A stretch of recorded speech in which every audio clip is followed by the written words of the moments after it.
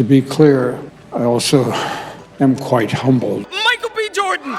Screen Actors Guild অ্যাওয়ার্ডসে বড় জয় তুলে নিয়ে অস্কার দৌড়ে আলোচনার কেন্দ্রে উঠে এসেছেন মাইকেল বি জর্ডান।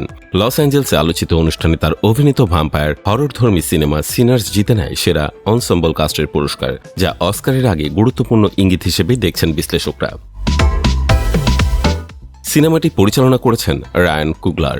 এবারের একাডেমি অ্যাওয়ার্ডসে রেকর্ড 16টি মনোনয়ন পেয়ে ইতিমধ্যে আলোচনায় রয়েছে সিনেমাটি।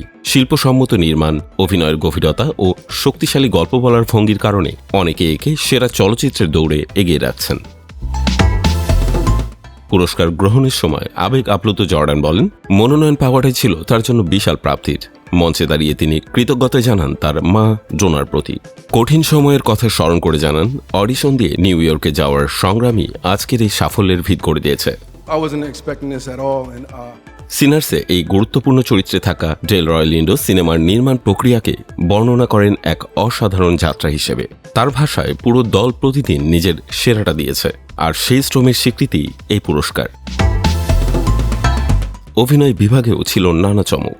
জেসি বাকলি হ্যামলেটের জন্য সেরা অভিনেত্রীর সম্মান পেয়েছেন। পার্শ্ব অভিনেতা হিসেবে পুরস্কার পেয়েছেন Sean Penn One Battle After Another সিনেমার জন্য।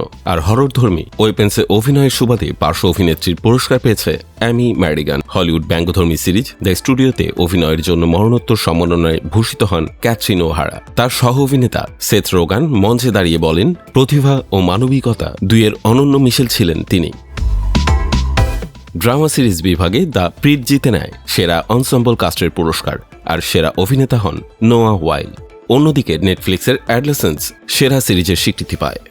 অনুষ্ঠানে বিশেষ আকর্ষণ ছিল আজীবন সম্মাননা প্রদান। 6 দশকের ক্যারিয়ারে Star Wars, Indiana Jones, Blade রানারের মতো কালজয়ী সিনেমাতে অভিনয়ের জন্য সম্মানিত হন হ্যারিসন ফোর্ড। 83 বছর বয়সী এই তারকা রসিকতা করে বলেন, ক্যারিয়ারের অর্ধেক পথেই তিনি আজীবন সম্মাননা পেয়ে গেলেন।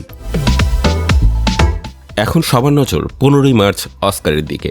অ্যাক্টস অ্যাওয়ার্ডের সাফল্য সিনার্সকে অস্কার দৌড়ে বাড়তি আত্মবিশ্বাস জুগিয়েছে। এখন দেখার পালা এই গতি ধরে রেখে চূড়ান্ত মঞ্চে কতটা ইতিহাস গড়তে পারে সিনেমাটি।